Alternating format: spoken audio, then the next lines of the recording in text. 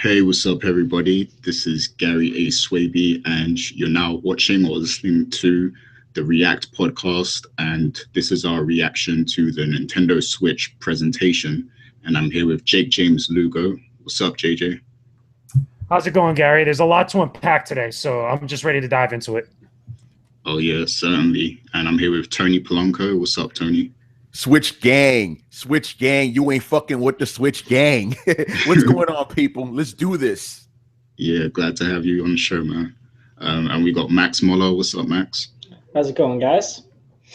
It's going good. And Chris Seeley. What's up, Chris? Hey, what's up? Thanks for having me on. No problem. We had to have you on here, man, after that article you wrote. Like, that was incredible. That was like a pipe bomb. But yeah, so the Nintendo Switch presentation happened last night, or 4 a.m. in the morning for me. It was very interesting.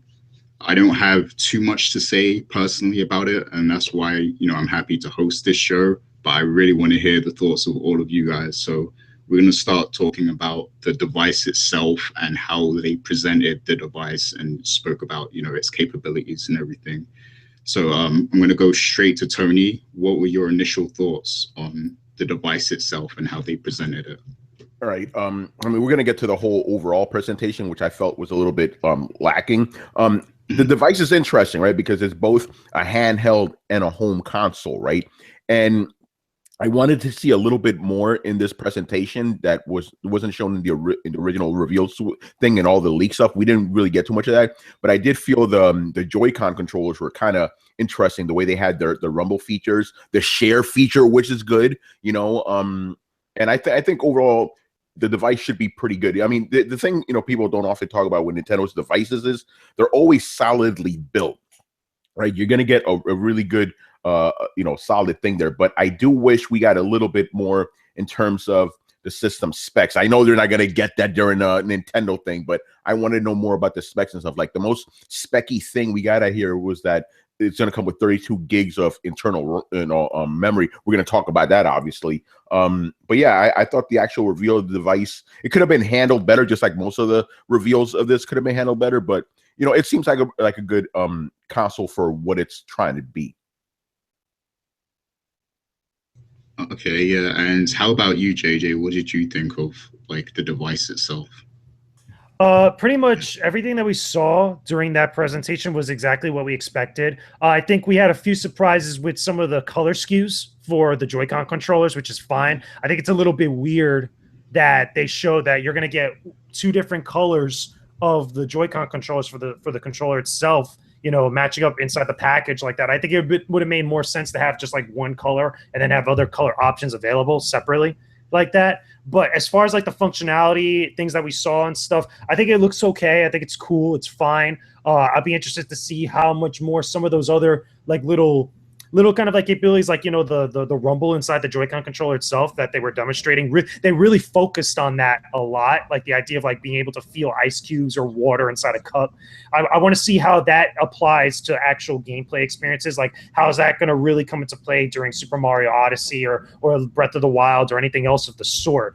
But overall, I thought that was fine. I think a lot of my stuff I'm probably going to focus on is going to be more the gameplay stuff, because the hardware I think I'm pretty good on. I think that price point, though, $299, is a little bit more on the high end of stuff than what we all expected. I think myself and a lot of other people during when all the leaks were coming out were expecting $250 and then maybe a bundle at $299. But it seems like Nintendo's just going full on $299 right from the get-go for the basic console. No bundle from what we've seen. Yeah, pretty much. Max, how do you feel about it?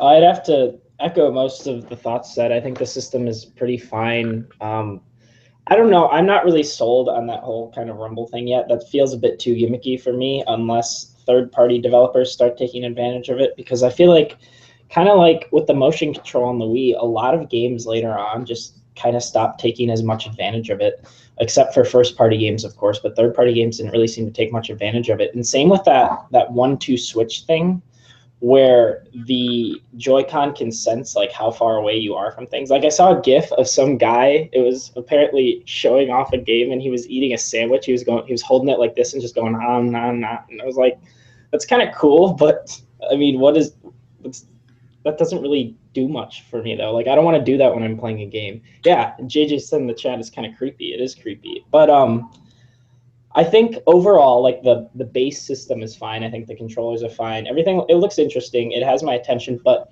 the games, Odyssey looks awesome. Zelda looks awesome. Nothing else like ARMS kind of looks, again, gimmicky to me. A lot of those games look like they're cool little tech demos, but nothing that will sell the console. I don't really want any of those games aside from like the games we know are coming, like Mario and Zelda and such. But I like the system. I do like the system though. Okay, yeah. Before we get to Chris, I'm just gonna say, because I don't have much to say really, but I actually like the console, the device itself, the idea of it, the concept and everything. I like it, and there's a lot they could do with that. But I just want to see it fully utilized, and obviously a lot of that is going to come with the software. But we'll get into that discussion later. But I will say as well that I really enjoyed the way they demonstrated the device and its capabilities and stuff. And I feel like they did a better job than, other companies have done previously. Like, because that whole first segment of the show, like I liked that. And a lot of my personal issues with the presentation come after that. And, the things they showed and talked about after that point. But Chris, how do you feel about the device itself? The Switch itself, I've said is designed pretty well. They don't talk about the guts or anything, which is what a lot of us would like to know. But I mean, it looks nice, and I don't know the size of it. So when they were showing the Joy-Cons, right? I don't want to sound racist, but they have Japanese people are not very big, so they're holding the Joy-Cons, and my concern is, for a big person, especially me, I'm like the fucking rock giant from Neverending Story. The thing is going to be really tiny for my hands. So that's what one concern. So I'm going to have to buy a pro controller to use it. But other than that, it is pretty good. I think Nintendo also doesn't, they haven't learned that people don't play systems, they play games.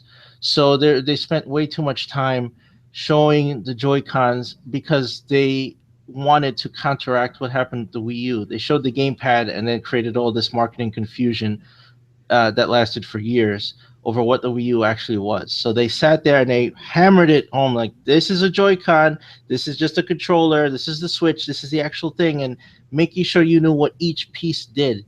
But we're not children. We would, if they explained it, just frankly, we would understand. And then spent more time talking about games, which is actually what we want to play. And then looking at the games, Zelda, I mean, they held that out for the end, but yeah, Zelda looks good. I like that. I like that Mario game, but it kind of reminded me of Sonic Adventure. So it's interesting. He's in a city with people, and he looks a little odd compared to them. Oh, man, I'll jump on that in a bit. Yeah, but I mean, Mario game, that I said that's exactly what they needed. So they have that, but it's not coming till holiday, which is exactly what I thought it would come out. Okay, but before we get into the game stuff, let's summarize by what do you think of the price point and the release date? Like, did that surprise you? No, yeah, it was lower than I thought. I didn't buy the $250 rumor. I thought it was going to be more expensive. I thought it was going to be $350. So it was right in the middle. It's $299. So I actually think the price is good. The accessory prices, though, are outrageous. I think $80 for the Joy-Con is for a Joy-Con set is really high. Again, a Pro controller is more expensive than a DualShock 4 and Xbox controller. Only the Xbox One Elite controller is more expensive than any of those accessories. So I think those are outrageously priced. The system itself is priced pretty well, under what I expected. But as I said, I told people you're going to spend, at the end of the day, you're going to end up spending over $500 for this thing. So think about this. You have to buy the system. You have to buy a game. You probably have to buy a micro SD card. Look up how much 128 gig micro SD card it is, because that's the largest capacity you can get. It's about $40 on Amazon. So you're already at $400.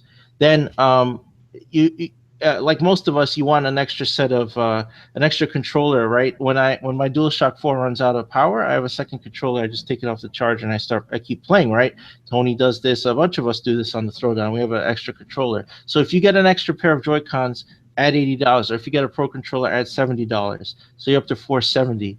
And then if you buy 2 games, now you're over $500. So see, it just adds up. So you're not spending $300. Everybody's enamored, like, oh, I'm only spending $300. No, you got to get a game. You got to get an SD card if you want storage down the road. You got to get an extra controller. If you buy the Joy-Cons and an extra controller, you're at mid $500, and then it just keeps going up. So just be wary of that. Yeah, you hit the nail on the head there. That's definitely one of my issues. I think they should have went for the 250 price range because, like you said, a lot of the accessories add on to the cost, and that was one of my main issues with the Xbox 360 initially because there was a lot of accessories I had to get, with the console, and it kind of knocked up the price a little bit. So that's one of my issues with this. The Joy-Cons obviously are quite pricey, but before we move on to software, what do you guys think of the pricing of the console? I actually wrote like a thing for geek.com about how Nintendo could actually make this thing a success. One of the points I made was this thing needs to be between 250 and 300.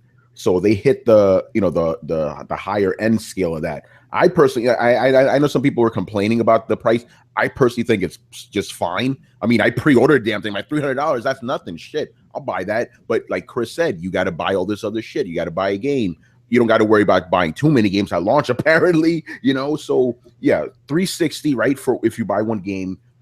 Joy-Cons, another 80, Pro Control. For me, I'm probably not going to get another set of Joy-Cons because I'm just going to be honest, probably not going to have anybody else coming over here to play this thing because I all my friends have moved away now, right? But the Pro Controller is a must. I definitely need to buy that. That price is pretty brutal for just as a controller. Like the regular 360, not 360, regular Xbox and PlayStation controllers don't cost that much, right?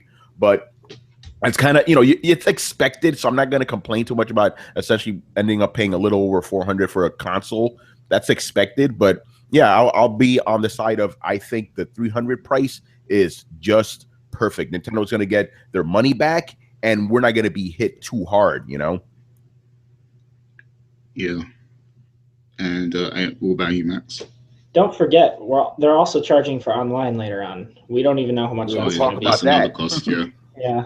But I think 300 is fine. The controller's $80. That's kind of ridiculous. I feel like they may even lower the price on that. But overall, I don't really have any issues with the price. I honestly thought they were going to go with like $250 for a normal or just for the console without a game, and then $300 for a bundle. And I am a little bit surprised that they didn't do that.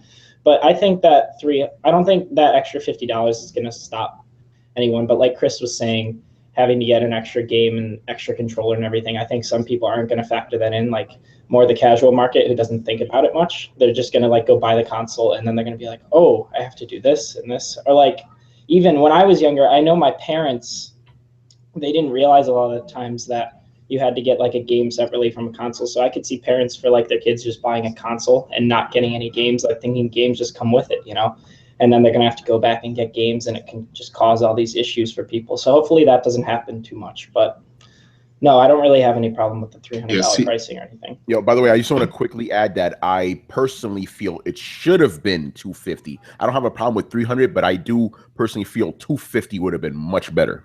Yeah. Yeah, like, let me know if I'm wrong, but you can get a PS4 Slim for $250, right? I believe so. Yes, no. Roughly around there, I think. I think it depends. Yeah, it depends. Yeah, JJ's right, because when it launched, it was $300. Because I remember people complaining about that, including us. But during the holidays, they brought it down to $250. Bundles. I don't know. Same with the Xbox. That's how my roommates got brought it back up, though. Yeah, I don't know. Yeah, because I was going to say, with like Max, when you mentioned, parents who are casual and don't know too much, like if they see that PS4 Slim and it's cheaper and they don't already have one, they might opt to go for that instead of the Switch. Oh, yeah. So totally. That was my thinking. But JJ, how do you feel about the pricing?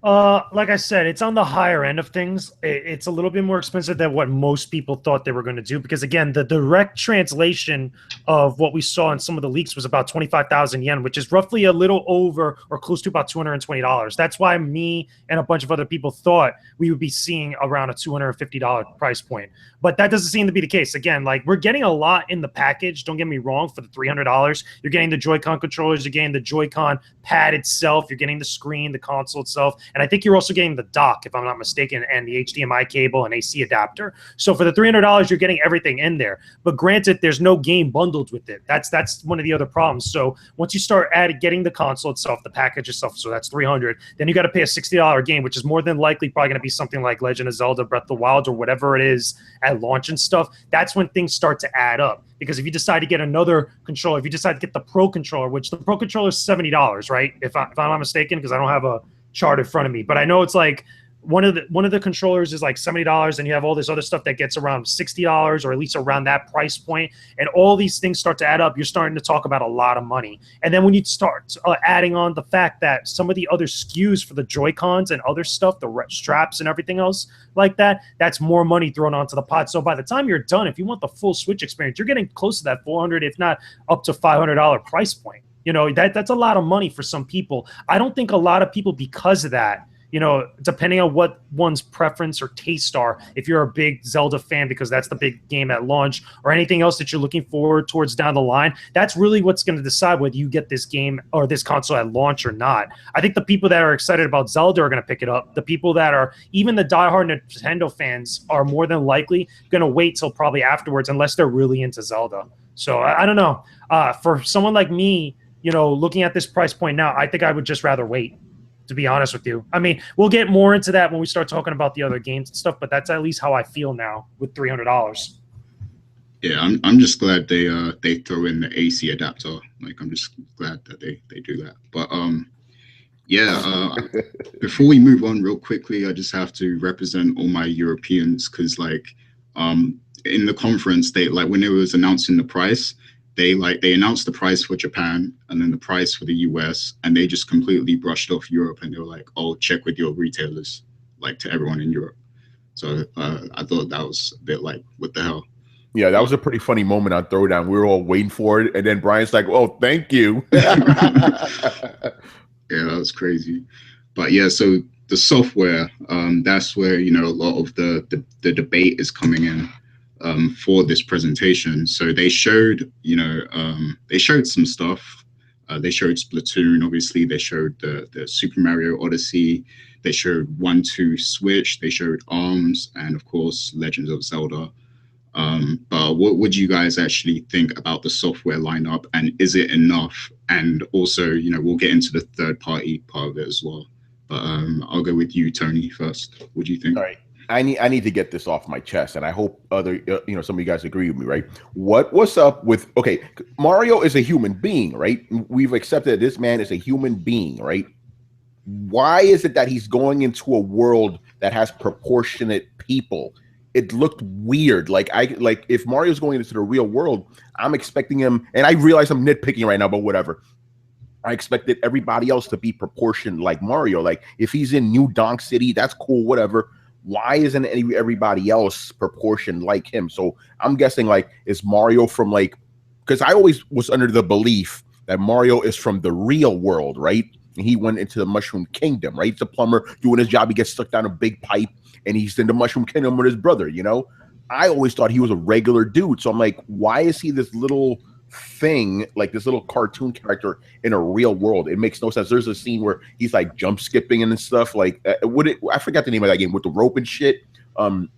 He's playing out with some humans. I'm like, what is going on here? So is Mario not a human now? I don't understand. Maybe it's a plot twist moment where they're revealing that he's not actually human to us. Maybe it reminds me of, like, you know, Chris said Sonic Adventure one. It reminds me of that episode of The Simpsons when Homer goes into the real world. Like, he doesn't get made into a human. He still looks like a Simpsons character, you know? So that was very, very odd. But, you know, besides from that little nitpick, the game, you know, it's a Mario game. It already looks pretty fun. The only kind of gameplay nitpick, even though it's not gameplay, because it's supposed to be a sandbox game, but it didn't seem like there was much in the world. Like the city had a bunch of stuff in it, but like that desert world didn't have much going on in it. A couple other places, like it just seemed very sparse. Like, because I'm used to Mario games being more compact with more shit to do inside of it, right? But this one, it seemed like it was very sparse. So hopefully, you know, as you progress or whatever, like the levels will be more condensed with more stuff to do. But yeah, I mean, this is probably going to be one of the highlight games of the system, but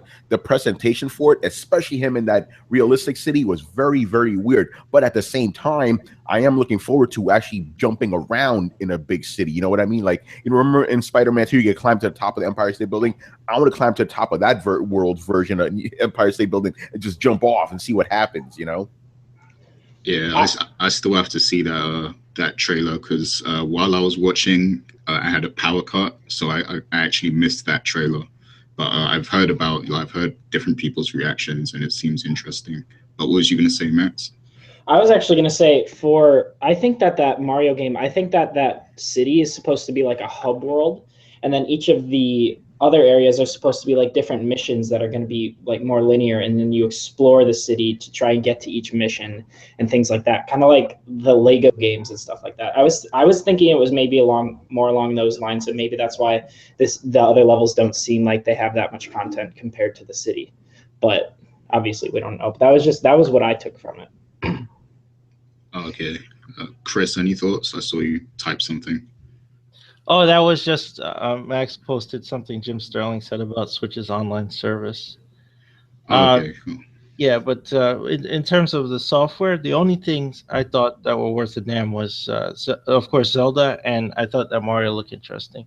Now, the other stuff that they didn't talk about that was just in the montages and then on the Japanese site, the US site later, was like, you know, they didn't mention Dragon Quest Heroes 1 and 2. They didn't mention Disgaea 5.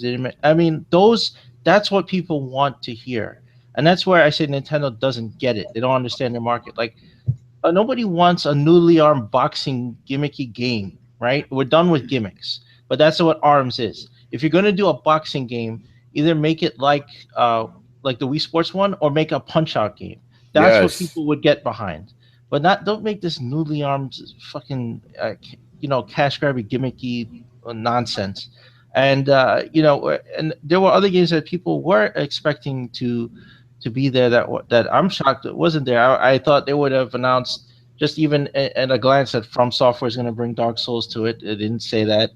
I thought there would have been Pokken Tournament was going to come to the Switch. I didn't see that either. I didn't see Tekken. So there was omissions that I am like a little concerned that they don't have a release date. They don't have anything for it that I thought would be there. So they're going to launch this 1-2 Switch. Nobody's going to buy that, and people are just going to get behind Zelda. But Zelda doesn't have that mass appeal and playability that Mario does. Zelda appeals to a very niche group of people who like adventure games. If you're going to play not an full RPG, but if you're going to play an adventure game, if you're going to play something like Ico or even that Rhyme game that they're going to get, then you're going to play Zelda. But everyone can play Mario, and that's not coming till the end of the year because I guess they want a game to launch at the end of the year that's big, so they spread them out, right?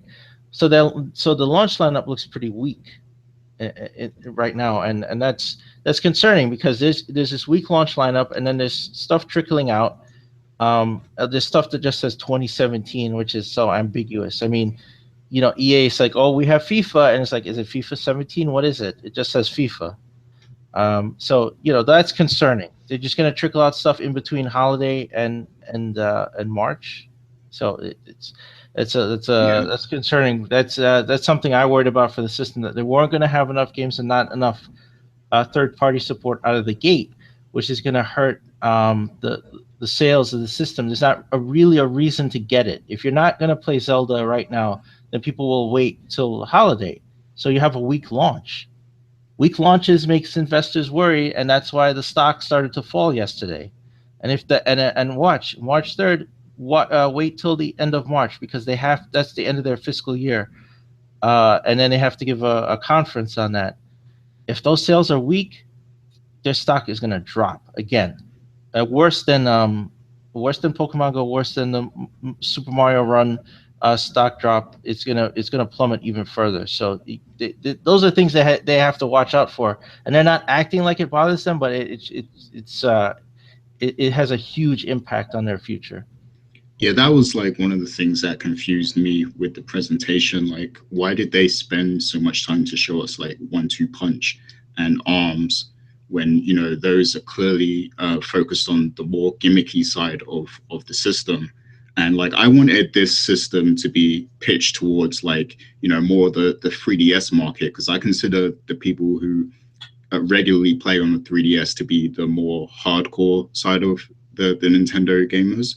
And you know, they just kind of made this seem like the next evolution of the Wii or the Wii U, and that's what I didn't like about it. Because like, why are you spending so much time to show us arms when you don't even have a solid release date for that? Like, you should be focusing more on the games that, you know, people are gonna want to see, and especially more third-party stuff. Yeah, I think you hit it on the head, though. I think they wanted people to see what the Joy-Con is all about. That's why they focus so much time on these games, these gimmicky games. It's like, okay, on the one hand, that it's good that you let people know what the controllers could do. But at the same time, you know, and I'm speaking as a gamer, you want to see more variety of games. There was so much of this conference I felt like pure filler, where they could have jam-packed it with a lot of games. Because again, when the conference was over and you saw the list of games that are coming to the Switch, I'm like, why didn't they talk about that? Why didn't they talk about that? Konami is coming out with Bomberman. No one's talking about that. Think about it. Konami's actually coming out with a real game. No one's talking about that.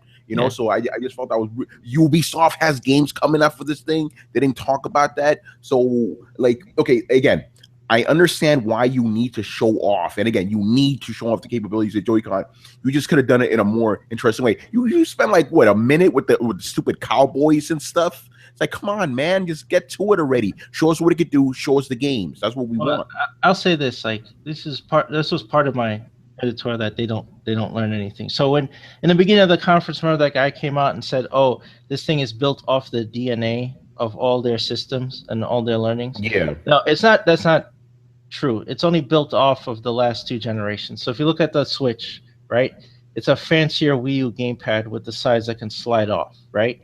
The Joy-Cons themselves is just really a Wii U nunchuck and the Wii remote, just shrunk down, that can slide on, connect. That's all. That's the only DNA that has gone into this thing. The only thing they've learned is not to use PowerPC hardware anymore.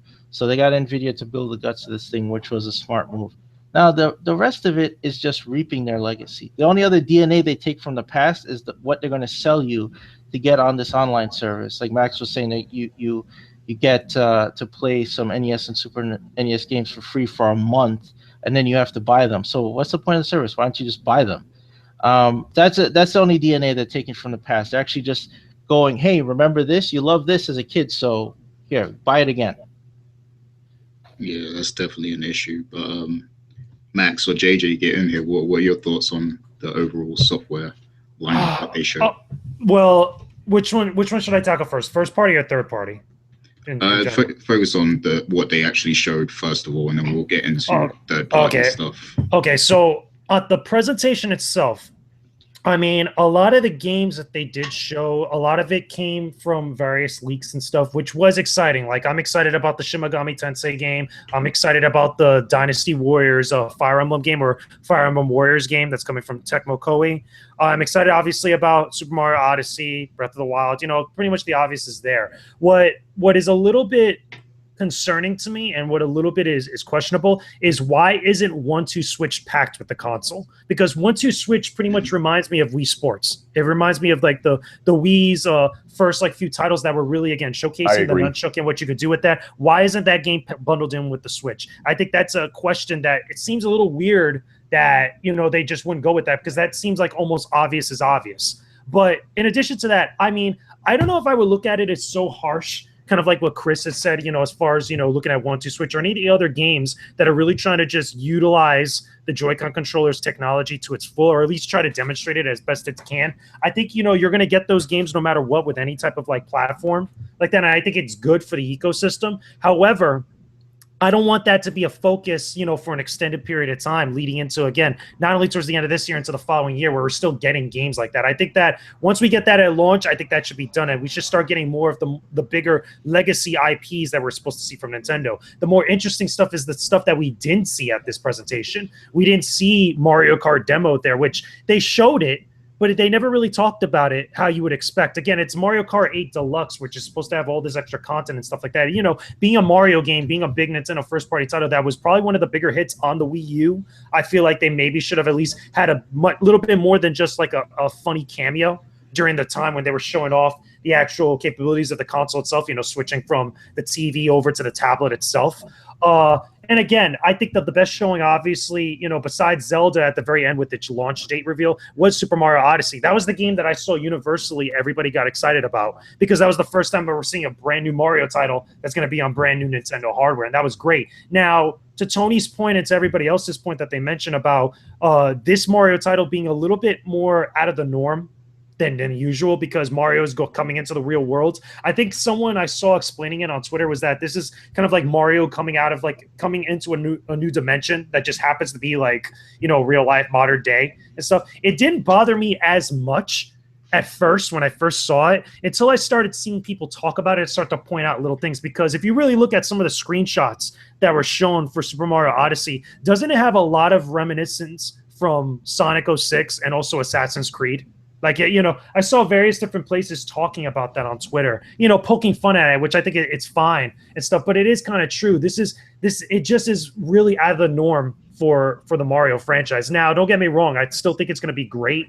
I think, obviously, again, it would have been nice to have that at launch, but I can understand why it's going to be a holiday title for 2017, because we're expecting a Mario game to play great and to be great. That's what usually is Nintendo's forte like that. So either way, I mean, for what they showed at the conference as far as games is concerned, I think was okay, was fine. I wish they went into a little bit more detail about certain titles that they kind of alluded to. I think it was stupid that Sega got on stage and didn't really show anything. They were kind of just there. And same thing with Suda51. He kind of announced a No More Heroes title, but he didn't call it No More Heroes 3. It's like, okay, why even show up at the presentation? Why not just have that piece of news kind of like come out afterwards during the Nintendo Treehouse like that? It just seems a little bit more of like a waste of time. And like things like that could have been substituted for showing us more Bomberman, for showing us more Mario Kart 8 and other titles that we're seeing now after the event than anything else. But that's just me. I want to talk more about some of the other games that came out afterwards.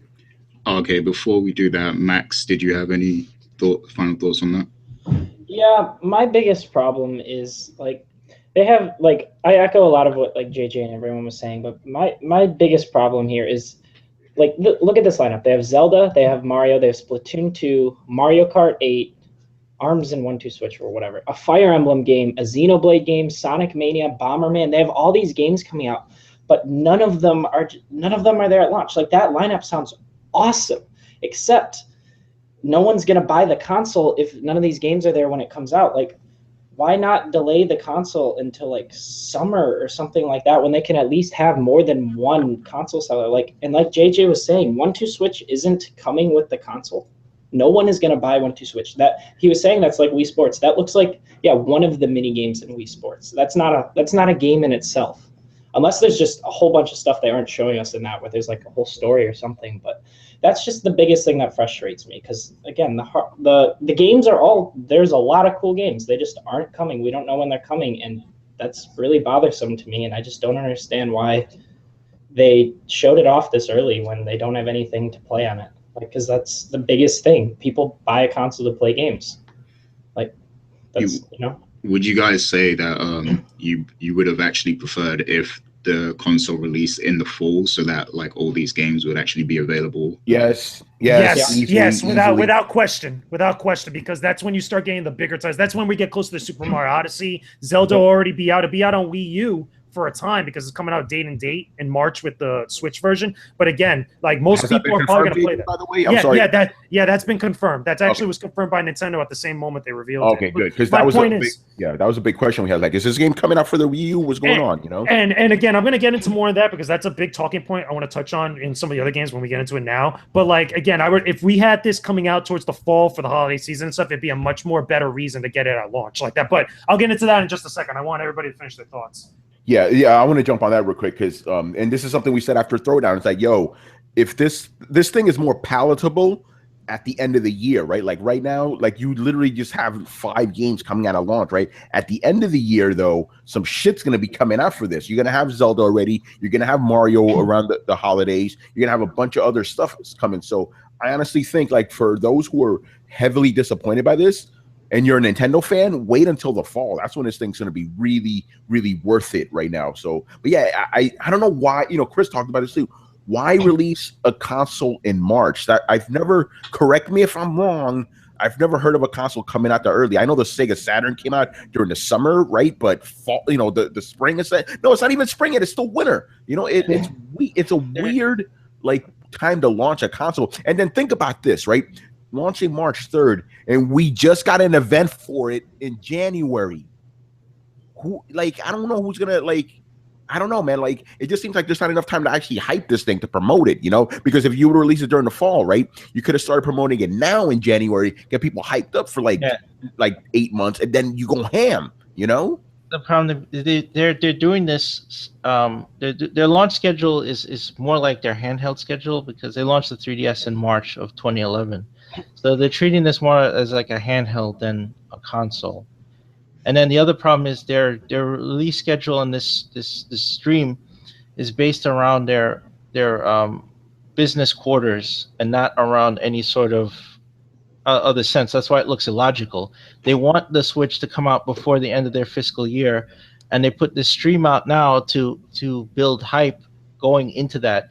But they wanted it out, and they want numbers in their last report.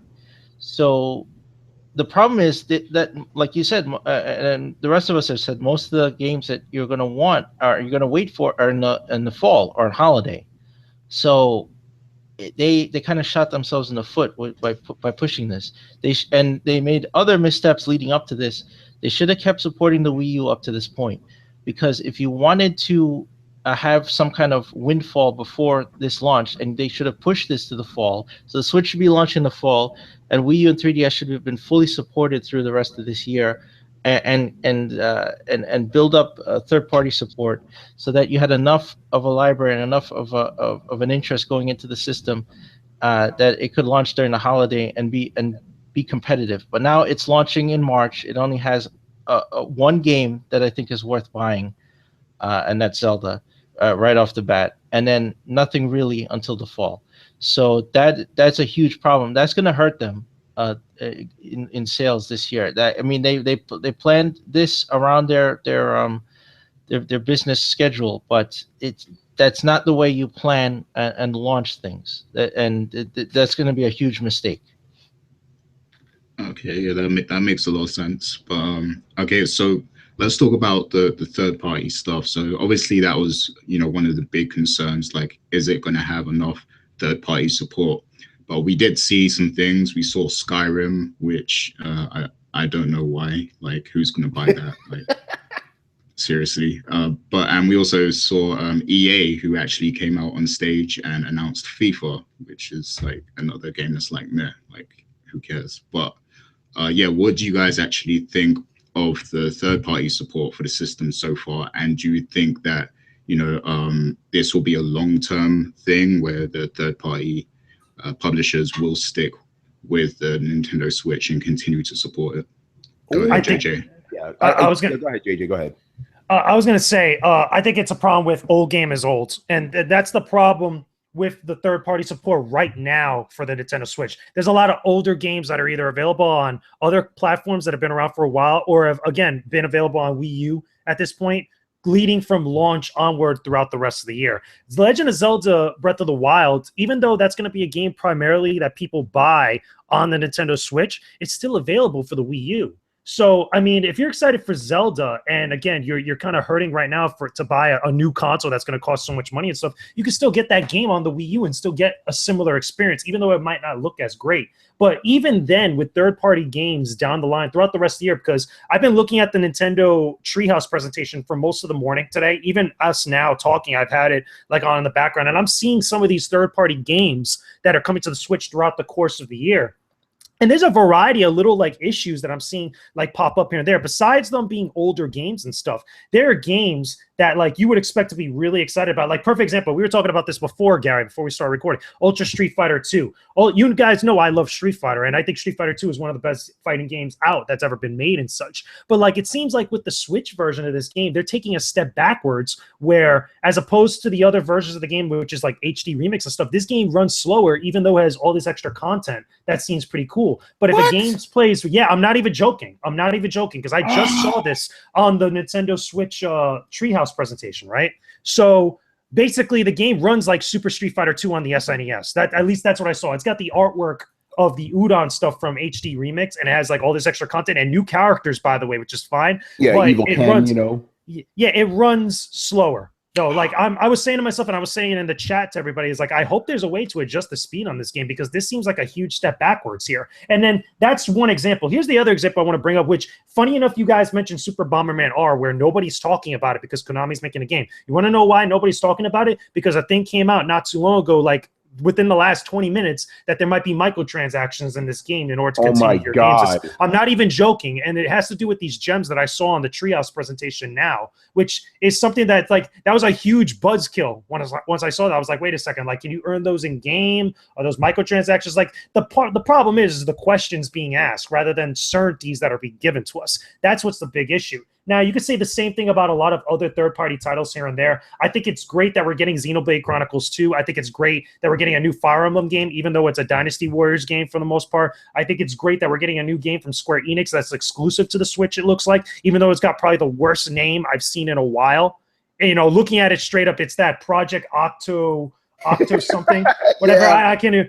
My point is that when I first saw it, I don't think that's a real name. I think that's a code-name, and I think that's either a Valkyrie profile game or a Final Fantasy Tactics game, and they're just not saying it. It's not. That's the real name for that. That's ridiculous. But my point is that there's all these weird uncertainties, and again, all these older games that are coming to the Switch just for the sake of just being on the new platform to say that they got the support of third parties that are on there. I Am Setsuna is coming out in 2017 sometime. That's an older game. That's been out for a while on PlayStation 4 and also on Vita in Japan. Like, nobody's getting a Switch for stuff like that. Sonic Mania is the same thing. Sonic Mania is going to be out for a bunch of other platforms and stuff. Nobody's going to want to play that on Switch. I could argue the same thing about FIFA. I could argue the same thing about Disgaea 5. Mario Kart 8 might have new content and stuff, and that's great. It's got new characters and stuff, but you could play that game right now on the Nintendo Wii U.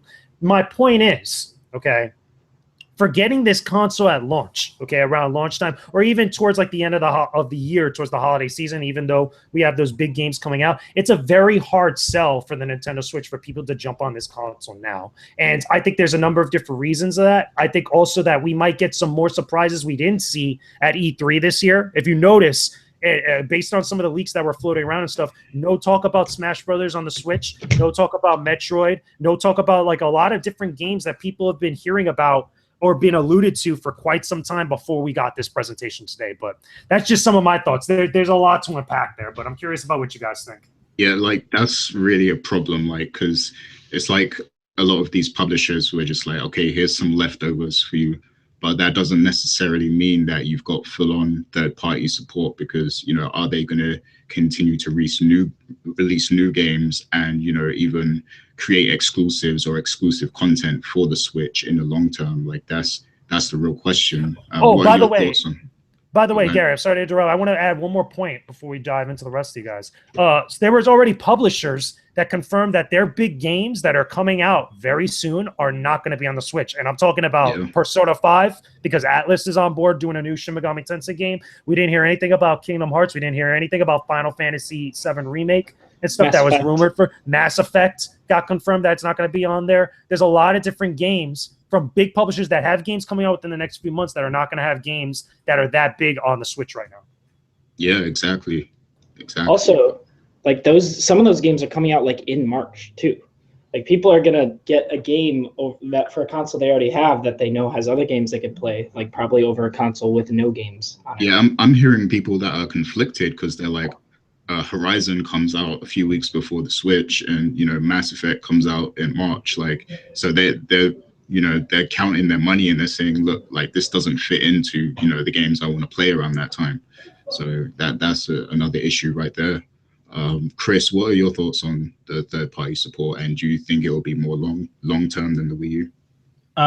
No, this third-party support is even more sparse than the Wii U launch. And let me say this: like when they launched the Wii U, they brought out Ken Levine on the stage, just like they brought out Todd Howard this time. And Ken Levine was all like, "Oh, the Wii U is this and that. It's great." And when we make BioShock for the Wii U, and I was like, "Oh, there's a red flag." And anybody enjoy BioShock on the Wii U? Because I don't remember it coming out. And that's my concern when they do that. Like, a company can commit to anything and say we support this or whatever, but they didn't even bring new stuff. Like Ubisoft last time brought Zombie U. They made a game for the Wii U that was specific, that was exclusive initially, but this time they're like, have Rayman Origins. It's like that was like they went in the basement. It's like, what can we give them to just pass here? Have this, Rayman Origins is 2 generations old side scroller. EA is going to bring FIFA, and it was just such a non-committal thing. It wasn't FIFA 17. They didn't do the presentation where like, oh, you have the story with Alex Hunter and all this. No, it's FIFA. Here's a logo. Yeah, expect it whenever. And that's a huge problem. And like you said, and Tony put this out. Atlas said you're not getting Persona. They said you're not getting Mass Effect. Those are the biggest games and the most anticipated games this year are not coming to Wii U from these makers. Sega's giving them Sonic Mania, and JJ's already said you could play that elsewhere, and people already have access to most of this stuff already, and you can enjoy it right now. You can play FIFA right now. So that's a big problem. If the Switch doesn't sell in market, what it is we're going to give them enough and see if the Switch actually has an impact in market, which means they get over 20% market share. So that's a magic number, by the way. And a lot of people don't know that, but you know who I heard that from? I heard that the first week I worked at Nintendo from Reggie himself. He said, if you get under 20% market share, you're basically irrelevant. And that was back in the day he was talking about DS versus PSP. So if you can get above 20%, then you're a contender basically, and you can get more third-party support. So that's what you're going to have to look at. You're going to have to look at it and ignore Blue Ocean nonsense. They are competing with Sony and Microsoft, and that's the market you need to look at, and that's the market share you need to look at. And if they don't make an impact in that market, if they don't sell enough Switches to make an impact that they are a contender in the video game market, then they won't have the third-party support anymore, and it will be, again, all on their shoulders. And they better start courting indie developers. I'll say that right now. I don't see a lot of indie games on there besides Rhyme, which is like I consider that middleware. But they need to start getting more indie developers involved in the systems, because I don't think they're going to hit enough market share to get EA to go, you know what? All right, it's worth making Mass Effect for you, so we're going to do that, right? To be fair, I know they have Stardew Valley coming. They have Minecraft coming. They have. Right, but Minecraft, there's 100 different versions of Minecraft. Yeah. You have a Raspberry Pi, you can play Minecraft. Stardew Valley, that's years old already, and people have been playing it. People enjoy it on PC. On Steam, it's dirt cheap. So yeah, again, you don't need a Switch to enjoy that. They need current, and I said this in the editorial. They need current games. They need a game like Mass Effect where everybody's getting it at the same time. Not year-old games, not 2-year-old games, not 3-year-old games. They need current games that are coming out now. They need it to drop on the Switch at the same time it's dropping on PlayStation and Xbox. Okay, yeah. Any more thoughts on the third-party stuff? Yeah, I got a couple of things to say. Because again, this is as a person who didn't get to play the games because I don't own a Wii or a Wii U. I'm excited for Xenoblade 2, right? That looks dope. RPG, you already know that's up my alley. Shin Megami Tensei, when I saw those demons, I'm like, oh shit, another new Shin Megami. This is gonna be awesome. I don't know if it's gonna be Shin Megami Tensei 5 or whatever, but I'm excited for that. That Square Enix game with that horrible name that JJ mentioned, that looks dope. That looks up my alley. There was a couple other, okay, here's the thing. I'm of two minds, right? I am happy with the third-party support I am seeing, but I am wary that it may not be here next year, because that's what happened with the Wii U. The Wii U launched with a bunch of third-party support, and then eventually everybody dipped out. I'm guessing because the 20% market share stuff, right? So I hope that this thing is at least enough of a success to, you know, keep those third parties around, right? Because it seems like they're going in the right direction. And here's something else. I need to add this. I understand that a lot of these games will be available on other systems or whatever, right? But at the same time, I still feel that Nintendo needs to be bringing out some of these heavy hitter games. Even I know Mass Effect's not coming. For example, it needs something like a Mass Effect that's coming out day and day with the PS4 version. Because let's just say you don't have enough money, right? And you are a big Nintendo fan, right? I think it's better if you buy a Nintendo game and you don't miss out on all the big heavy hitters from other companies. That's what happened with the Wii. That's what happened with the Wii U. I think it'll be a crime if you buy a Switch and you don't get to play these big ass games. You know, like I know some, you know, Nintendo specifically, they love their blue ocean strategy. It's like, okay, you guys play over there, we're gonna play over here. But it's like, no, you're competing with everybody. Like even if it's a red ocean, blue ocean, it's all part of the same ocean. You got to compete. You got to have these big games. You know, and I know that the Switch is like technologically not that powerful, but it's powerful enough to be running shit like Skyrim, NBA 2K, and stuff like that, right?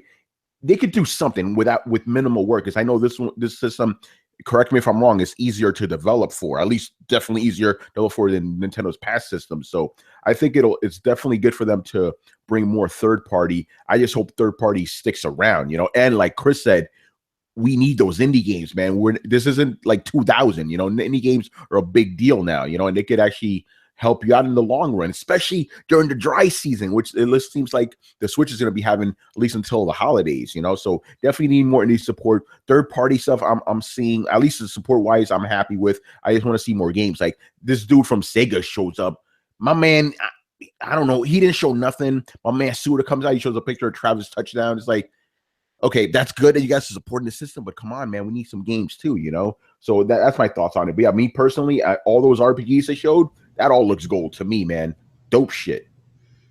Yeah, to me, it kind of seems like Nintendo are just like trapped right now, because like Chris brought up the market share thing, but like Sony and Microsoft already have such a lead, and at this point, it's like Nintendo are only going to be able to get that much market share if they have that third party support, and if they have exclusive content for these games. Like, first of all, they need games that are just being released, third party games that are just being released to be on the system, and then they'll also need some sort of exclusive content or some original way of playing the game for people to even want to buy the game on that system in the first place. And and it's like a catch-22, because how do they get that without first having that market share in the first place? But then that's the same thing they need to get that market share. So yeah, I know. I feel you. It's like a rock and a hard place, because again, even though I did say that yes, they do need third party.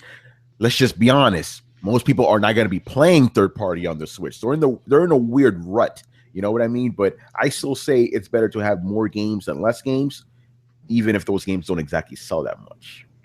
Yeah, it is important to note that there are people who legit do not care about the third party and just want to get the Switch to play, the first party stuff. Like, there are gamers out there who are content with just doing that, and that's fine. But in the grand scheme of things, it is kind of important. But what was you going to say, Max? Yeah, that's like exactly what I was going to bring up. Because with the Wii, I remember when the Wii came out, all the comments and like every comment section, everyone was like, "Oh, the best combination is like Wii, Xbox 360, or Wii PS4, because then you get all the multi-platforms and then you get Nintendo's games as well." And like, yeah, that's cool, but I feel like your console shouldn't strive to be like the second one to have along with the other one, Your console should be like, people should be like, yeah, you know what? I get to play these awesome Nintendo games, and I still get to play Mass Effect and everything on my console as well. I feel like that should be like their main goal, because that third party support is so important. And I get Nintendo does try to innovate and everything, and that's cool, but I just feel like sometimes those innovations are just kind of weird. Like, I don't know if they're like trying to force themselves to innovate when they don't really have any solid ideas or what, because if you think about it, this thing is really just like a Wii U and a 3DS combined. Like, and that's cool, don't get me wrong. Like, the idea of a portable console that you can then plug into your TV. Like, that's cool. That is pretty innovative. But like then all this extra stuff they're adding, like the 1-2 switch or whatever the hell that's called and everything, I just feel like that doesn't appeal to third parties that much, and that's kind of a shame. Yeah, for real. But yeah, let's shift gears a little bit because I know JJ wants to talk about this. So let's talk about the service side of the Nintendo Switch and what Nintendo plans to do with, you know, the online capabilities and everything. So Tony, what was your initial thoughts on that when they announced that there would eventually be, you know, this paid service? I wasn't surprised. Like I've seen a lot of people outrage and shit like online. Not me. I'm like, oh shit, you pay for PSN and Xbox Live, you got to pay for Nintendo now. They finally got with the times. I'm not condoning it per se, you know, because now that I play on PC and you don't have to pay for anything, I'm like, that's kind of bullshit. You got to pay for stuff, but at the same time, all the other consoles are doing it, so it's not really a big deal. I just want to know the pricing of this thing, right? And there's some we're gonna get to it. There's some bullshit concerning this online service. Like apparently you're gonna get a free Nintendo and Super Nintendo game, but only for a month. They're gonna take it away from you, you know. But just for the sheer fact that they're charging people for, you know, online, I don't personally feel that's a big deal. Everybody else is doing it too, you know. I just hope it's not gonna be like an exorbitant amount of money, you know. Yeah, like what I find funny is on that list of services that you get, you know, because it breaks down what you get if you pay and if you use the service for free. Like, why did they have parental controls as a feature? Like, that's all I want. Like, that makes no sense. And we're going to talk about the way you interact online, because apparently you got to use your phone. You got to use an app on your phone. It's like, wait, what? Yeah. That's weird, like, you know? Why, Again, it goes back to what I'm saying. Yeah, it's like, yo, Nintendo, they announced one good thing, and then you get two bad pieces of bad news with that. It's like, come on, man. Yeah, you could literally just use Skype or Discord at that point. Like, and it's free. You don't have to pay for it. But, Chris, what was your thoughts on the service side of things? Because I know you must have a lot of insight on that. Oh, yeah, the online. Yeah. Look, Nintendo does not do competitive research, at least in not the way that they should, and that they're trying to reinvent the wheel. They're trying to bring out basically their own version of Xbox Live or PSN, and they don't look at what has worked on those services. So they're having trouble getting it ready. I knew it wouldn't be ready. I'll tell you this: when I left Nintendo, they were trying to get that working. That was 2012. They're still trying, and I knew they wouldn't have it ready by now. And they still don't, and they still don't understand what it is people want. You need to offer value if I'm going to subscribe to a service. I can't subscribe to a service to just have access to more games. Like if you're locking games behind a paywall and then I have to further pay for games, that is ridiculous. Like nobody's going to subscribe to that if that is the case. That's a waste of money. And the second thing they don't understand is that your device has to be able to manage itself and be able to offer those basic services. So when they say that, well, we have online voice chat, well, it seems like you have online voice chat if you connect your phone to the Switch. So if I'm going to the effort of taking another device and connecting it to the Switch so I could use it to talk, the device is a phone. Why don't I just call the person that I'm trying to connect to, like, or use another service like Skype to connect to them? Like, this is silly. It's ridiculous that they need to do that. Like, these are things that anyone else would have thought of. They didn't. That just shows me they didn't give this system enough time to develop all the features that it needed. So they had to just do this ad hoc stuff, and these are all things that's going to hurt them in the long run. That's why I think that this thing is going to fail. So, I mean, the very idea, I mean, can you imagine you're playing a game? It's like, I want to talk to my boy. You got to go get your iPhone out. It's like, why don't you just play games on your iPhone then? Yeah, it's a great point. Is this like legit how it works? Because like I was really I was astounded at that. Like, because I thought maybe there was a possibility that the voice chat is actually built into the system, but then if you are a paid customer, you can also use the app on other devices. That's the way I try to rationalize it, maybe. But like, well, I believe it because they had a huge issue getting voice over IP working and stuff. The only one game that they had a basic voice over IP working was Animal Crossing on the Wii U, and they had a Wii Speak microphone that you could put on top of your TV. So it was one accessory for one game that supported voice over IP. No other game supported that, and the system didn't support it, and they never built it into the system. And now it's like they don't need to keep reinventing the wheel, and if they don't have it ready to do these ad hoc solutions, those it makes the device look incompetent. You know, it should be able to support that. I can pick up my Vita right now and chat with Manny or anyone else that's on my friends list right through the Vita. I can talk to him while he's on his PlayStation. Like Xbox, they have Skype. I can go on Skype right now and hit up my boys on Xbox. Like those systems were built competently. They have all their features in line, so you can do these things. So for Nintendo to say, oh, we have voice chat, but it's through an app on your phone, so you better have a phone, and they're gonna reap the whirlwind if this is only an iOS app. If this is like Super Mario Run, it's like, oh, we have it on iOS now and on Android TBD. Boy, there's gonna be riots. I think people are gonna take their Switch and put it in a big bonfire and burn it. Oh, that's cold. Okay, I know JJ has a lot to say on this, but before that, Max, you got any thoughts on that? Not anything more than what everyone was saying, pretty much. No, not anything else major. Okay, JJ, go for it. What did you have to say?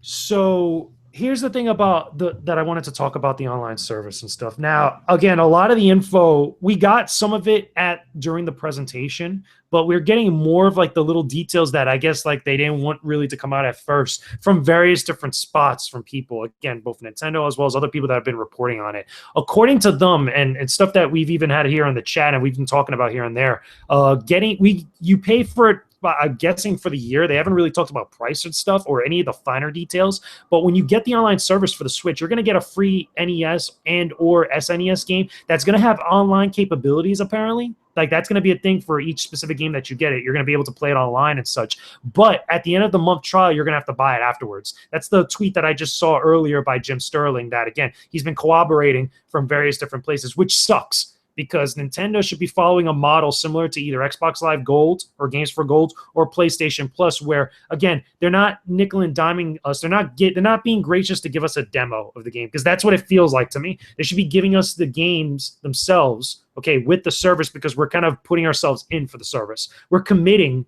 to the Nintendo Switch ecosystem by buying that online service. Now, the other finer points, which I find, again, a lot of conflicting stories here and there involving mobile devices, it seems like that's going to be a service where you're going to be able to connect kind of like Miiverse or Miitomo a little bit, where, again, you'll be able to kind of interact with other players online via your mobile device while you're playing your games on your Switch, which sounds a little bit ridiculous to me, because why isn't that type of stuff built into the console already? Why isn't that part of the console experience itself? Because that seems a little bit weird in 2017, where you have other consoles, including you could technically say the Wii U itself included a feature like that, and this doesn't seem like it's that clear enough. That should be clear from the very get-go, I felt like, during the presentation itself. Now, between all that knowledge of that stuff, I would be really pissed as a Nintendo fan if this is like a $50 or $60 fee for the year, or monthly fee for, again, throughout the entirety of the year, and you're only getting certain stuff like that. And again, it's not going to be up to snuff of what we're seeing on other ecosystems like that. Again, really what I was hoping for them to come out and say during the presentation was either one, a trophy or achievement system, which I think everybody's been asking for the longest, especially for older games like that. I know that's been beaten to death, beaten to a dead horse, but it's very important now in this day and age because people value stuff like that. Everybody out there could complain about how they don't care about achievements, they don't care about trophies and stuff, but if you have the opportunity and a means to go back to some of your older classic games from your past consoles, especially if you're buying a lot of stuff on the virtual console, the eShop, you're going to want to have something like that to show everybody that you played through those games, or at least, again, some of your favorite titles from years past. Everybody was hoping for stuff like that. Everybody was hoping for, again, better online experience, better online infrastructure, and I feel like we got none of that, or at least no real good solid explanation of any of that during the presentation we had last night. And that's a shame. That's a big disappointment. And I feel like more stuff needs to be clarified about that, hopefully in the upcoming Nintendo Directs, if not at E3 during their E3 presentation, about things like that. And I think that we got to brace ourselves for the worst. Yeah, for sure. I mean, like, what price do you guys think would be actually reasonable for the service? If you can, It has to be afford less than e-commerce. 50. It has to be less than. I think 50 tops, no more than that. 50. You know? Wow, I was thinking less than that. No. Okay, I mean, I'm Are talking you about saying a year? me personally. What it should probably be like 30, 40, but I'm expecting it to be 50. To be honest, bro. You know they're gonna. You know, I don't know, Chris. What do you think, man? I predicted they would charge as much as Xbox Live. The service itself is only worth at most $20 a month. I think any more than that, and it's outrageous because they're not offering the level of stuff that their competitors are for you having to pay for it. I mean, so on PC you don't have to pay anything.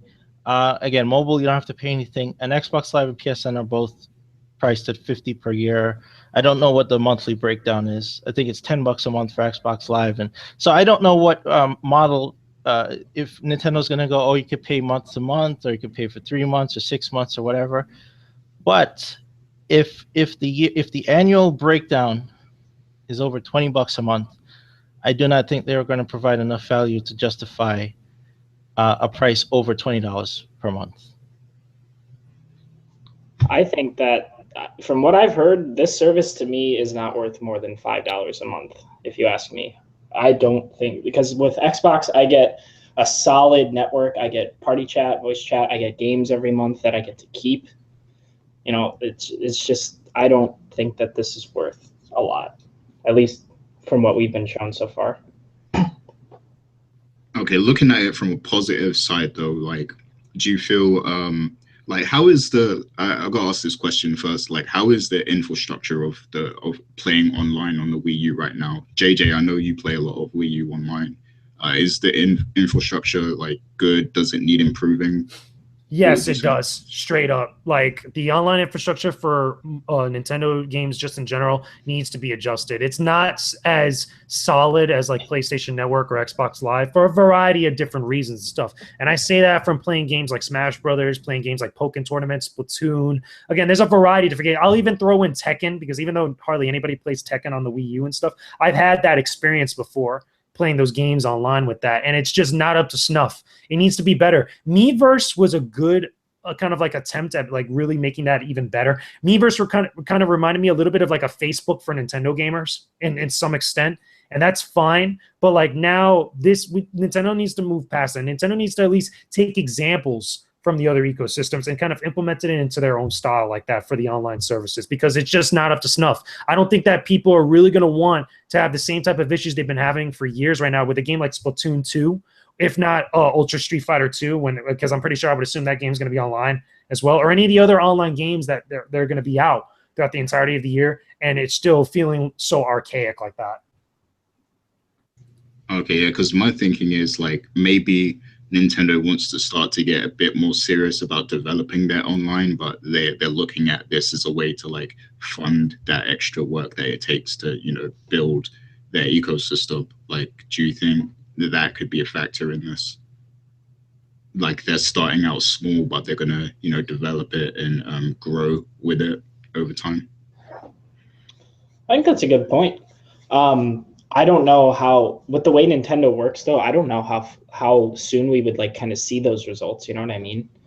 Mm-hmm. I feel like it would be a long while before we would see anything as a result of that money. That's a great point that I didn't consider though. How do you feel about that, Chris? Sorry. I was looking at something else. What was the question?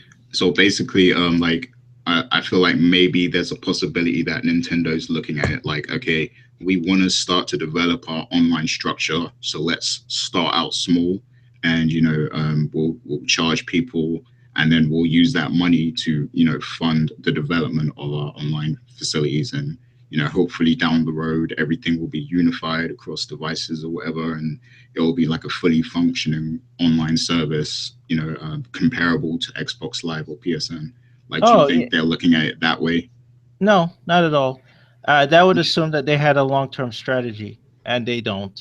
They're looking at it as we need to have a service that brings in money similar to Xbox Live and PSN, but they're only looking at it as how can we get revenue from this service. That's how they look at it.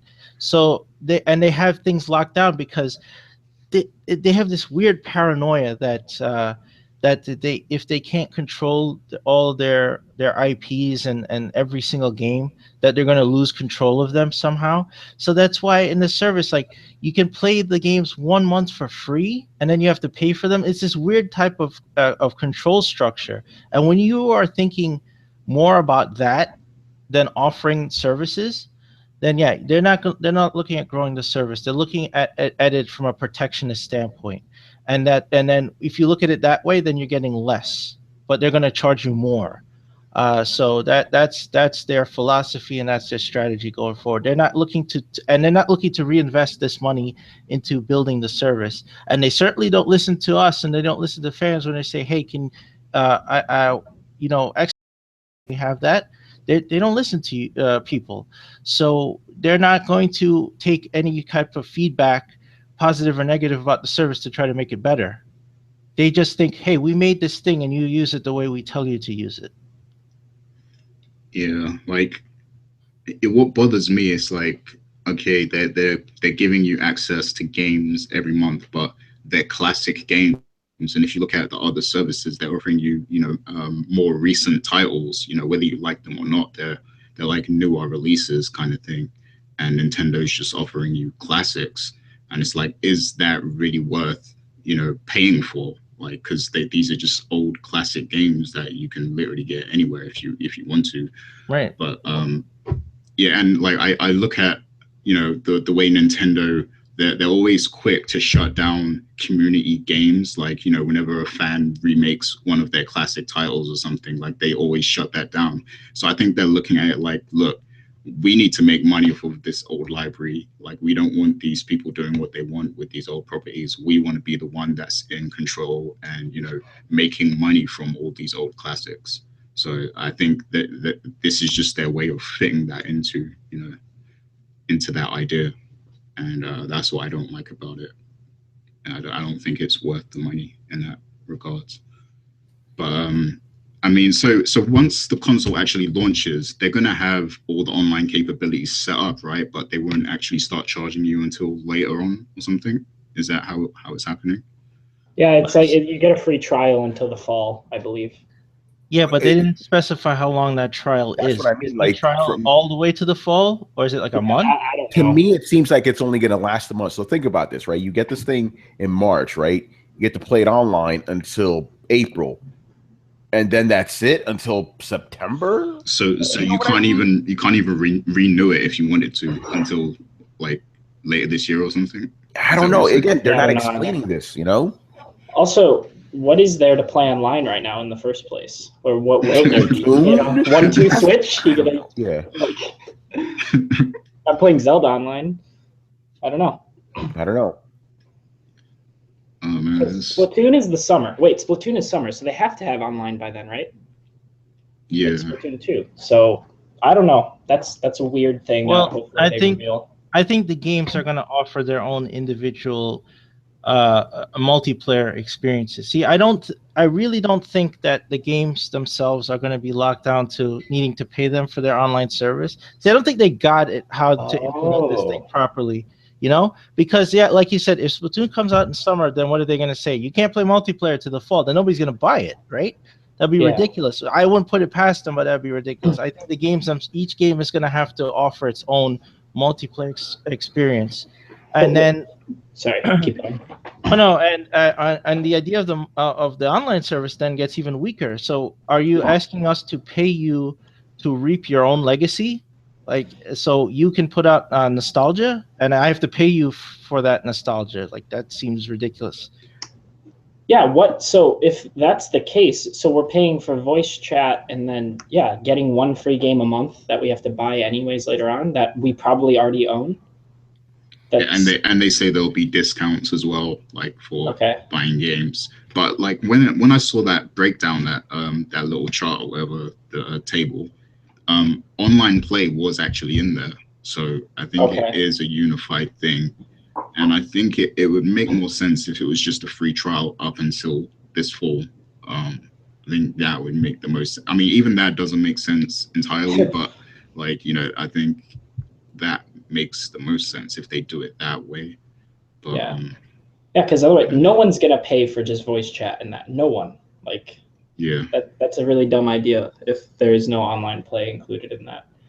To be fair, though, it'd be nice to have the free online with Splatoon and everything, but I don't know. Yeah. I don't know, man. Any final thoughts on that? On the online, I don't know, man. Like again, like I said, it's like you get one good piece of good news, and then you get like two bad pieces. Like, okay, you're getting online, that's fantastic, but only for a month, maybe. And just like you guys brought up before, there's a lot of questions surrounding that online. You know, how well integrated is it going to be? Is it going to be as robust as what we expect from Xbox Live and PS4? It probably won't be. You know, and that's going to be a problem. And then the other thing is, let's say, you know, the online comes out and people start giving Nintendo like legitimate, you know, like concerns about it. It's like, hey, can you fix this? Can you fix that?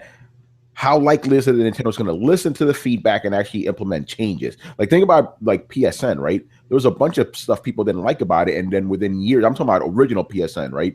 Like, they eventually fixed it. Like, you know, like the PSN that came with PS3 was not the PSN that we got at the end of the life cycle, right? Will we see those type of changes with the Nintendo network? I don't see that happening, just given the history of the company, not exactly listening to the fan base. So again, it's like, okay, great, you guys have online. Will you actually do it right, and will you actually listen to legit concerns? I don't know, you know? Yeah. Yeah, it's all very like confusing at the moment. I hope they do explain everything a bit more. Any final thoughts before we move on to the last segment? Okay, so basically, I'm going to ask you guys, you know, to summarize your thoughts on the entire presentation, and then, you know, let me know whether you're actually going to buy the console based on that. So, JJ, I'll go to you first. What's your verdict? To be honest with you, I'm not going to get the console at launch. I think that there's a lot of there's some great reasons to own the Switch, and it seems like there's going to be even more reasons later on down the line throughout the course of the year, leading into the end of 2017 to 2018. But as far as like getting it March 3rd, 6 weeks from now, as you know, being on board as like that day one adopter, I don't think so. Even with Zelda at launch, you know, which is great, a new Zelda game as part of the launch of new Nintendo hardware is phenomenal. But that game is also going to be available on the Wii U, and there's going to be other titles that aren't going to be around at the launch of this console. So I'm going to be one of those people that waits it out for a bit until the end of this year when we start getting Super Mario Odyssey and some of the other titles that are available for the platform. Okay, and what do you actually think of the presentation? Like, could they have done a better job and got you to actually buy it? To be honest with you, I mean, I still feel in a lot of regards, there was a lot of positives and negatives. There were instances where the presentation itself was awkward. Again, it's a Japanese conference. It's really made and geared towards a Japanese audience. And we're always going to feel like that as American gamers here on this side of the world. But what I think everybody expected and what everybody wanted, but that we didn't really get this time around, was another Nintendo Direct that's geared towards us. We didn't get that this time around. We got something that was a worldwide presentation that was more Japanese oriented, which is fine. That's what Nintendo does. What I'm hoping the next Direct that they have is going to be a Direct focused on Fire Emblem, is when we start getting a little bit more details here and there that's more geared to stuff that we want to hear and stuff. Or again, we have E3 that's later down the line in June. So overall, okay presentation. Great to finally get a little more clarification on the Switch, but I still have more questions like everybody else. Okay, Max, how about you? I have similar thoughts. Like he said, that it's a Japanese worldwide conference, and the Japanese do things very differently than we do. So, like, I get that. And yeah, there were some awkward moments. What I did like, though, was that right away they got some of the information out, like, for example, no region locking. And I thought that was cool because there were some questions there that we didn't have to sit through to get answers to. But I don't know, that dude that they kept cutting to, who was doing like magic tricks and stuff, I thought that was it got kind of old pretty quickly. But other than that, it was fine. It was what we've come to expect from Nintendo, I think. Yeah, I don't really have anything super bad or good from it. It was okay. It did what it needed to do, except answer all of our questions, but it answered a lot. So. Okay, and in terms of purchasing the system. Right. I'm not going to. I don't know if I'm ever going to, unless there are just a lot of solid games like next year. Because I like Nintendo games, but I don't know. I still want to get a PS4 and then get all those games first, and that's going to come before getting a Switch. So I don't know, maybe in a year or two, and if there's a really solid library and if the system does well. But I don't think I'm going to get it for quite a bit, no. Okay, and how about you, Tony? What's your verdict on the overall presentation? All right, the presentation, you know, like I said before, it was really bad. Like I felt that whole thing, without leaving anything out, could have been 30 minutes. There was a lot of like filler material in there that was just very boring. I know JJ said this was tailored to the Japanese audience, but you're supposed to tailor it for a global audience. So just tailor it for the Japanese audience, I felt was a bad move. It was just very boring, very awkward at times. You know, the presentation itself was not good. And even some hardcore Nintendo fans were like let down by it. They felt disappointed by it, right? I still felt the games they showed weren't bad. I just don't like the way they presented. Very awkward. As far as buying it, even though like at the end of the conference, I was like, yeah, you know what? I'm going to wait till the fall, you know, and just wait. But then my man Carlos from Throwdown, he managed to get one from Best Buy. I'm like, fuck it. Let me just do it just for the hell of it. And I got a system too. So I'll be getting it in March, like with, you know, to be one of the few people. I do find it, you know me, Gary, I'm a little bit of a troll, right?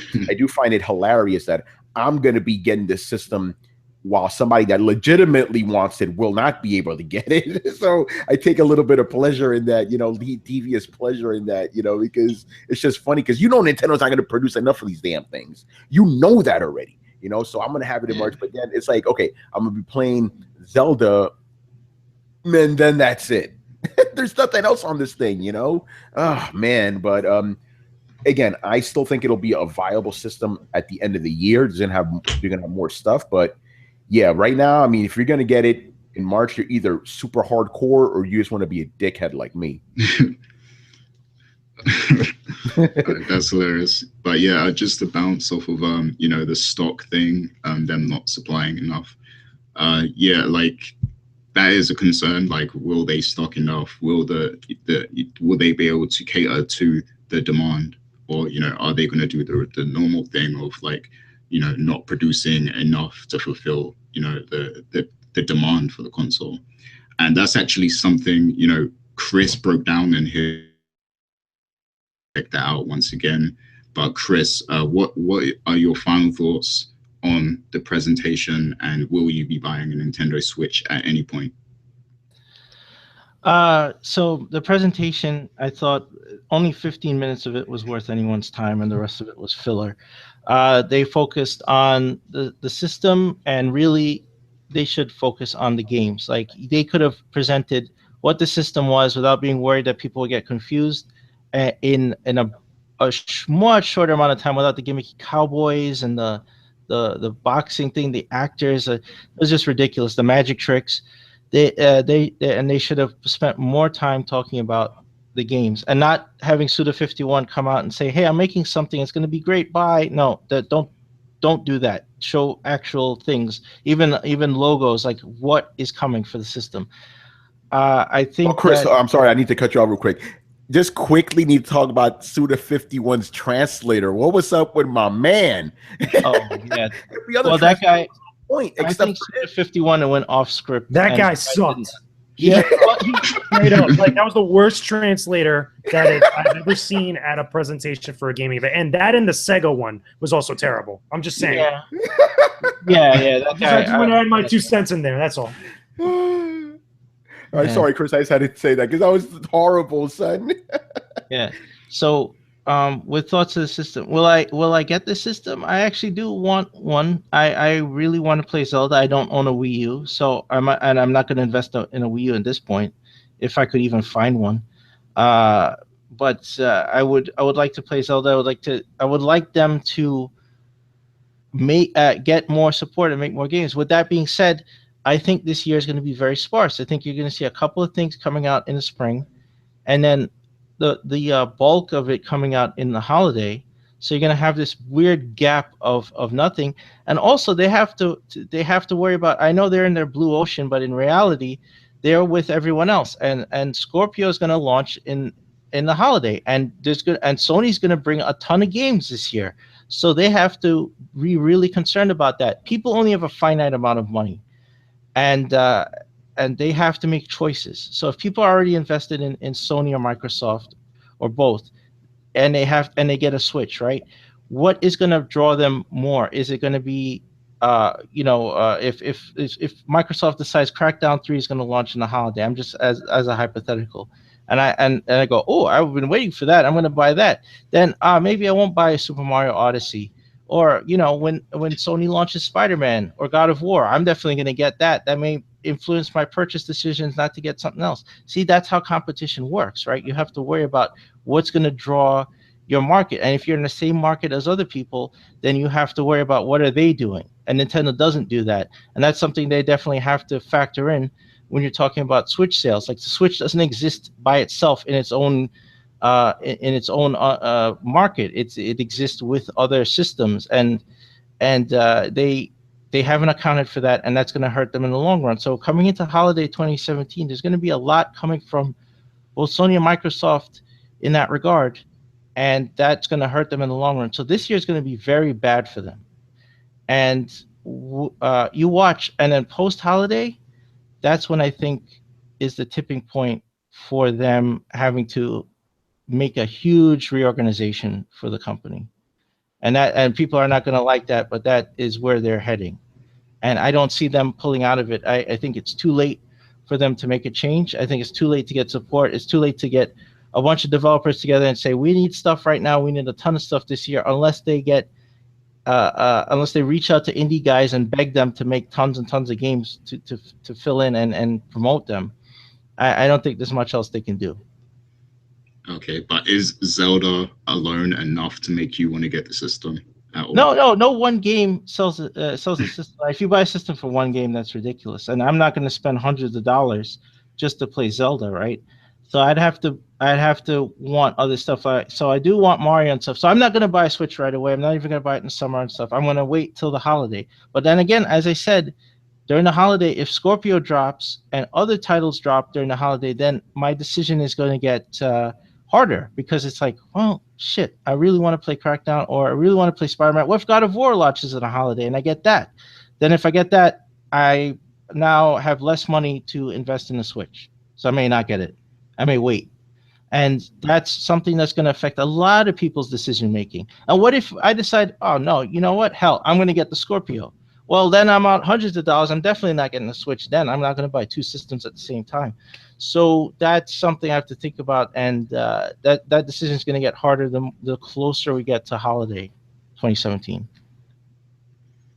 Okay, that's reasonable. But as for me, I like the overall concept of the Nintendo Switch, and I want it to do well and everything. But based on what we've seen, in that presentation, I just don't have the faith enough to buy the system anymore. So I will not be buying the system for now. But I will say that, like, a year from now, I'll do like an evaluation just to see where they're at, and whether there's more third-party stuff announced for the system, if there's more unique experiences that I'm intrigued by. And if there is, then maybe I will make the decision to jump on board then, if everything's looking good. But right now I just have too many concerns, with the games and the online service, and how the payment plan is going to work and everything like that. So yeah, I'm not going to buy a Nintendo Switch in 2017, pretty much confirmed. So yeah, as for the conference, like Chris said, the first 15 minutes, spot on. Like, I liked how they demonstrated the system and everything, but everything after that, it raised too many question marks for me. So I only liked the first part of the conference. And I was actually like struggling to stay awake, throughout that conference, because it was like 4 a.m. over here. So yeah, that didn't help at all. But yeah, that's our thoughts on the Nintendo Switch. Be sure to check out the most recent throwdown. Which number is it, Tony? 116. Yeah. Okay. Yeah. Yeah. We actually, like, we actually reacted to it as it was live. So, you get to hear our like raw reactions. And then after that, we gave our analysis. We were also joined by Charles Singletary right at the very end, which was pretty dope. I thought we did a pretty good job on it. Our reactions to some of the segments were hilarious. So I hope people enjoy those, but yeah, please check that out. Also, since I'm here, me and Chris will be on the latest episode of the Hard Knock Gamers podcast later on tonight on Friday. So we're gonna be giving more Nintendo coverage. I wonder why people want me and Chris on their podcast to talk about Nintendo. I wonder why. But yeah, it should be pretty fun with those guys. I know they have a couple of diehard Nintendo fanboys, so we're gonna see if they're still defending the Switch after this conference. Yep, definitely check out those shows. And also look out for the next co-op podcast. We will be joined by Nigel Tomasi from Mayamada. We've had him on before, and he wants to talk Nintendo Switch as well and how it fits into his gaming events, his social gaming events and stuff. So that'll be interesting.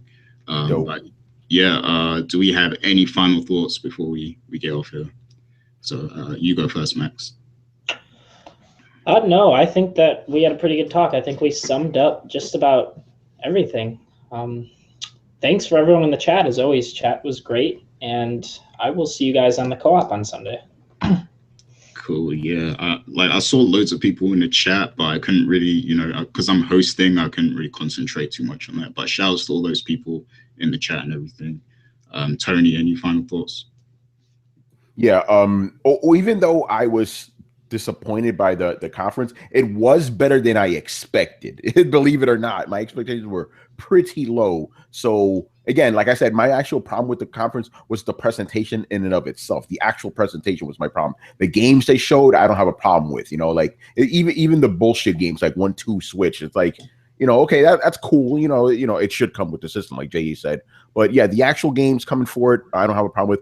I just feel that Nintendo should have released this in the fall. Like Chris said, it just seems like they're coinciding everything to go with their fiscal year or whatever. That's not a smart decision, but we'll see. It'll be interesting because I really feel like the Nintendo Switch talk will be, I guess, more relevant in 2018 when this thing is fully out, even though it's coming out in March right now, which is relatively at the beginning of the year, we're not really going to get some real shit until the end of the year, So in 2018, that's when we have, that's when we'll get a better sense of what the system is going to do and, how much third-party support it's going to get.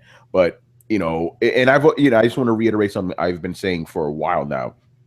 I honestly believe that this is Nintendo's last legitimate shot as a first party, as a console manufacturer. I believe if this console fails, right, and I can't say which way it's going to go, right, Nintendo's going to have to be relegated to being a third party developer. If this thing bombs, that's it, it's done. Nintendo's not going to die, obviously, but they're going to have to become a third party developer. However, they also have a very good chance of coming back. We're never going to see Wii numbers again, because remember, the Wii brought in a lot of people who aren't even really gamers. Let's just be honest, right? But the Switch at the same time also has a legitimate shot of becoming a relevant system for Nintendo. So it could go either way. It'll be interesting to see which way it goes, So that's my thoughts. And obviously, I wasn't able to check out the chat because I'm still trying to look at some Nintendo's news, but shout out to everybody in the chat. There's a good amount of talk going on in there. Appreciate you guys joining us on this great afternoon, and I hope everybody enjoys their weekend and, and get their gaming on. Cool. And how about you, Chris? Final thoughts? I think that while the Switch looks like a pretty competent system, I think Nintendo has made their typical missteps in putting it out to the world and offering services for it. The accessories are too expensive, so overall you're going to end up spending, I believe, over $500 getting the equipment you want to be able to play the way that most gamers would want to play on this thing. I think an online service that just you have to pay to acquire nostalgia and then talk to your friends through your smartphone and all this stuff, I think that's ridiculous. I think those are ad hoc solutions that they didn't fully flesh out, so I don't think that will be worth the money. I think that their launch schedule was poorly planned. Tony said it before their fiscal year instead of in the fall when it should come out, when all the games would be really ready and they could launch with a bigger lineup. They're going to trickle in games, which is exactly what they shouldn't be doing. They should be have a ton of games ready to go, even if it was classic games. But they're going to keep trickling in games. They keep using the same strategies that don't work for them. And if they react the way I think they're going to react, they're not going to listen to fan impact. They're not going to listen to market impact, and it's going to hurt them in the long run. And I don't think that they're going to get the third-party support they need come 2018. I think third-party guys are going to actually retract from the system and go, it's not really doing anything like we thought, so we're not bringing our new games to you, right? And that's the end of the system. If that's the case, they cannot survive one more failure. And this is, I predicted that this is going to fail harder than the Wii U. They're not going to get, I don't even think this year they're going to hit 1 million, right? That was my prediction. I don't think they're going to sell 1 million units this year. If they keep doing artificial scarcity and with the lack of software in 2017, and then putting the key games in the holiday when you have to compete with everyone else, that makes it much harder to push systems. And if they're under 1 million going into next year, they're not going to look viable to the rest of third party, especially AAA guys, and that's going to hurt them in the long run. So they have nailed their own coffin, I think, this year. And if I'm right, then they're sunk. They will have to do a major reorganization. I don't think they're going to exist the same way they have been existing anymore. So that's my prediction. I would like that not to happen. I said that in the editorial. I would have liked the Switch to have been a success. I would have liked them to prove me wrong and changed enough and learned from competitors and what the market needs to provide, but they haven't. They proved that they haven't. That whole conference last night was just like, you guys don't change. You don't understand how the market works. You don't realize it's about games and not the system. People don't want gimmicks. They want games, and they want a way to play their games where they can enjoy it. They don't want motion controls are dead and that kind of stuff. So, and nobody wants to pay you to reap your own history. So with all that said, I don't think the Switch is going to last 2 years. Wow, that's some very bold claims right there. Some bold statements, but I like it. I like it a lot. How about you, JJ? Final thoughts? Yeah. Again, like I said at the beginning of this whole podcast, there's a lot to unpack with the Nintendo Switch. Again, it's still early. It's still, the console hasn't come out. It's going to be out in 6 weeks, so we're going to have a whole bunch more stuff to talk about the Nintendo Switch for the next couple of weeks leading up into its release. And I'm pretty sure even more so afterwards once games start coming out. Overall, it's still an exciting time for new Nintendo hardware, for, again, a new console from them. I don't know if I would go as far as say, like, this is their last legs and stuff as a first-party console maker. Again, I think that's something that's yet to be determined. And when we finally have the console in our hands and it's out there in the wilds, I think we'll get a better idea of where we stand and stuff. Because I'm pretty sure there's a lot of other people out there that want something like that to happen so they can start putting their software on other platforms and become more of a software a first-party software maker and put it on other consoles and stuff. But again, that's a whole nother conversation in of itself. Point is, though, I'm still excited. I'm looking forward to more info about all the games, about the console itself. And again, I can't wait to hear more info about it, to talk more about it and stuff. Hopefully you guys enjoyed this podcast, this React. Hopefully you guys are excited as much as we are and stuff. And let us know in the comment section of our articles, our posts, our reviews, our comments on the videos and stuff. Tell us what you guys are thinking about it. Hit us up on social media. The more that you interact with us, the more that we can keep the conversation going between everybody. Cool. And yeah, my final thoughts, basically, I'm someone who hasn't particularly cared much for Nintendo, the past decade or so, or even before that. I haven't really cared about Nintendo that much since the NES, because I owned that console, and then since then I haven't really owned many. I did have a Game Boy as well, but I only played one game, Pokemon. And ever since getting a 3DS, though, I kind of got into Nintendo more, and I liked a lot of the experiences available on the 3DS. So I wanted the Switch to be my reawakening for Nintendo, if you will. I wanted it to really suck me in and grab me and get me, you know, into the Nintendo experience. But judging by like what we've seen, I don't think this is going to be the console for me to do that. I don't even look at it as, because I was ready to look at it as a replacement for the 3DS, but I don't even know if it's going to be that, to be honest with you. Like, I think people will still be playing their 3DS for a long time, based on what we've seen. But yeah, that's my final thoughts. And, you know, I just want to give a shout outs to everyone who joined us in the chat. And shout outs to Richard Bailey. Can't wait to hear his thoughts on the co-op. And shout outs to my friends Ramiz and Carl Daniel, who also had a lot to say about, you know, the Nintendo Switch earlier on. We had a long discussion about it and stuff. So shout outs to all those guys, and shout outs to all of our Patreon supporters and, you know, everybody on the website. Leave your comments. Let us know what you guys think of the Nintendo Switch, the presentation, and, you know, if you're actually going to buy the device.